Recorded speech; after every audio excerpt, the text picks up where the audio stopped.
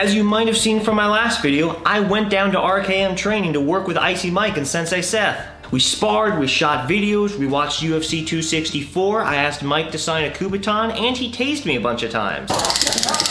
First, I'm gonna do some commentary on me and Icy Mike sparring, and then I'll tell you some fun stories from the trip. Because Icy Mike is not what you think he is. Before I went down there, I actually looked up videos of Icy Mike sparring and noted that he liked dirty boxing range and was less comfortable at longer ranges. So my plan for free sparring was to use jabs and long-range kicks to try and work from the outside and use my height to stay away from him. The first round was just boxing with us taking turns attacking and defending. So let's look at that. Icy Mike's gonna get revenge for the whole Shields versus Elkin thing.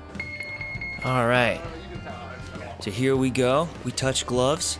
Immediately he shields up. He's just testing what I'm gonna do here. I noticed almost immediately he's using a large variety of defense. He's already used shielding, hand fighting, head movement, and that is just, quite frankly, a little bit more than I'm used to. He's ducking under punches, he's leaning away from punches, he's swatting them out of the air, he's high elbow blocking, and at this point I'm figuring out he is a far more experienced striker than me, which is definitely going to be a problem because, I mean, I've gone with strikers that are better than me, but I haven't gone with someone that just immediately comes out of the gate with this level of diversity of things. And so now we're switching. Now he gets to attack, so I'm trying to defend. And my defense, unfortunately, is not quite as good as his. And he's stalking me down a little bit more. I kind of go in and out. I kind of throw a few punches, come out, go back in, throw a few more punches. He stays in my face. And I figured he would probably do something like that because he likes that kind of close-in dirty boxing. There he lands a good lead hook to my head. And so I'm just trying to shield him. I think I was using a lot of high elbow blocks today. That's something I'm trying to experiment with. And I go for a high elbow block, immediately he goes for the body to get me to drop it back down. Now I'm back on the attack. And Icy Mike is obviously a shorter guy, so this kind of head movement of leaning away from punches and whatnot, I know he's not going to do that in any sort of serious altercation. At this point, he's already well aware that he can easily outstrike me. So now I'm trying to be a little bit confusing, trying to get a shot or two in there, trying to keep my guard up okay. And now he's back on the offense. I immediately put up a shield. So you can just see him stalking me down, pressuring into me. Ooh, he snuck a good punch in there. That was good timing. So he's throwing good diversity here, trying to get around my guard. And I normally don't like shielding that much because it just screws up my movement. And whenever I can't see super well, I do super bad, but at this point, like, shielding is really all I can do when he's just in my face and I can't use offense to get him off of me. Boom, and he's back to, like, fancy looking head movement, high elbow blocking.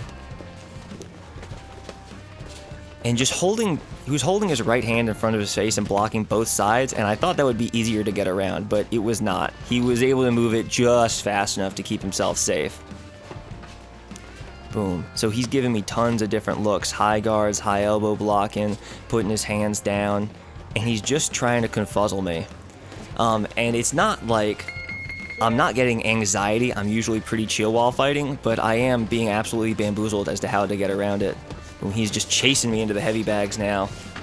See, he's just bullying me here. He knows he's being a little bit more aggressive. He's not hitting me hard at all, but he is just messing with me. That's exhausting, isn't it? Yeah, it is. And now he's letting me breathe for a second.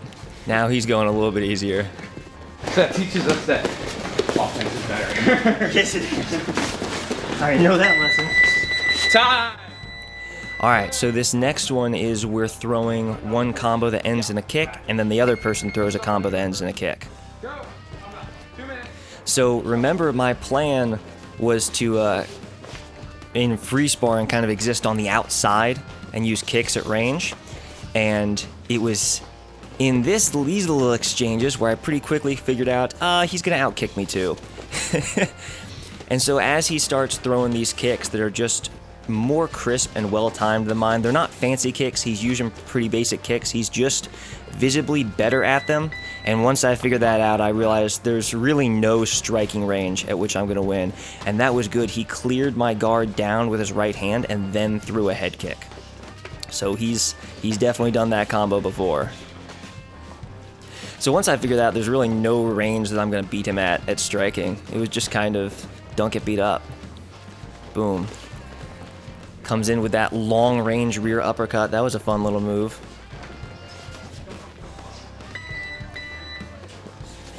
And you'll see throughout this that I throw a little bit more side kicks, some more spinning back kicks.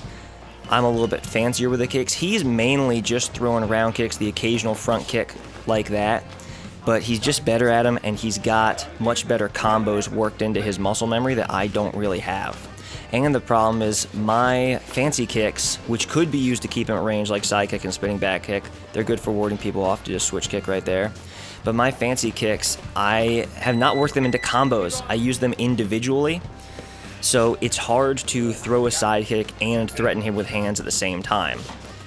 His more simple way of doing things while moving in threatens kicks and hands simultaneously. So in theory, because I use more side kicks, I might be able to keep him at range a little, but he's still gonna do very well at that kicking range. Oh, he just snuck his hand right in there. So close. And you can see I'm bouncier. That's just kind of the way I fight. So we did that one, and then next one is free sparring. So let's see that. All right, now we're in free sparring. So I'm trying to stay out of range here. It's not that I think this strategy will work at this point. It's just, what else do I have? And he just slipped my punch there and landed his own perfectly after catching my kick. Now he's gonna catch pretty much all my kicks here because I'm kicking very slow because we're going so light. And he is not punishing me off catching the kicks nearly as much as he could have because he also understands that he's catching more kicks because I'm kicking slow. That one I leg kicked. I actually want to see that again. So I throw a leg kick here and he actually hooks it with his lead leg and then essentially falling steps in, and it was super slick, and I'm definitely gonna steal that move now. So my leg kicks are not very good. I'm trying to work on them, throwing my fast high kicks there. I'm not particularly agile at kicking. I'm just willing to embrace more diverse kicking. And so here we tie up, and I know he prefers the clinch, but you can immediately see me kind of relax here and just almost do nothing. And that's because the moment I got in the, oh, that was a beautiful head kick there. But the moment I got in the clinch, it felt less scary just because I have enough grappling experience that I became highly inactive just because I breathed a sigh of relief that I'm not at striking range with this guy anymore. Now, he could still probably beat me up in the clinch. It just did not feel quite as dangerous. Oh, see, now he's just taunting me. He's just putting his head down, letting me try and throw, see if I can touch him at all. I am willing to work the body a little bit when he puts up that high guard, which is good, but he doesn't care. He's just going to hit me in the face. And he let me flow against his guard. He was blocking everything, so I'm starting to tear down his high guard and work things, but then he comes out with an absolute flurry of kicks and punches, punishes me for trying to be sneaky there. I'm trying to work side kicks when he comes in, but it's kind of hard when I'm throwing so light, and it's just going to be hard in general because he's used to dealing with side kicks. They're my overhand to move into a clinch, and he immediately starts throwing knees, and I immediately slack off. Part of it is because anytime I get in the clinch, my plan is to wrestle, and we've got boxing gloves on and we're striking, so I can't wrestle, so I just might as well chillax. He lands a good lead hand there. Just sneaks right between my guard, right on my face. Slips that punch, lands a leg kick. He's got a much deeper well of combos and techniques that he's able to draw on. I put my hands down a lot. He tested me with a head kick, managed to block it. That was a good spinning kick from him. I didn't expect it. Part of it is he throws them so seldomly, but he does throw them. So when he does use them, they catch you totally off guard.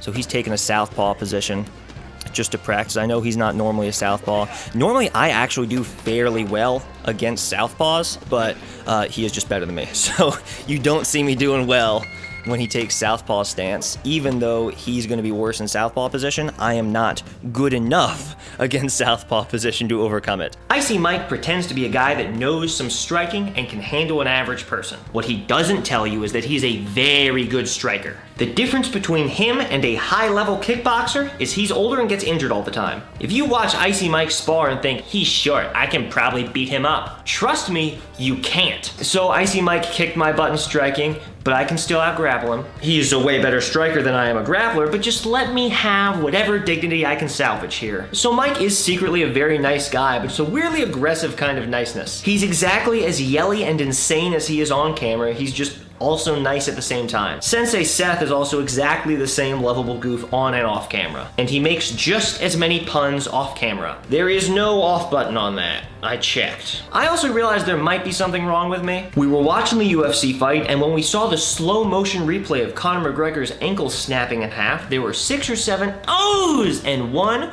woo! And I was the woo. Is that a problem? Do I love violence too much? No, it's the others who are wrong. And before I left, Icy Mike gave me my very own flashlight. I was going to open it and do stuff with it until I realized this is a limited edition version of a $130 flashlight. I don't think I can open this. This costs more than my car. What do you think? Should I keep it closed, open it, use it, display it, beat orphans with it? What are we thinking? Comment below. Also, let me know whether or not you like the sparring commentary. I don't know if I should do more of those or if I'm better off sticking to formal breakdowns of actual fights. Feel free to complain in the comments. Well, that should be it.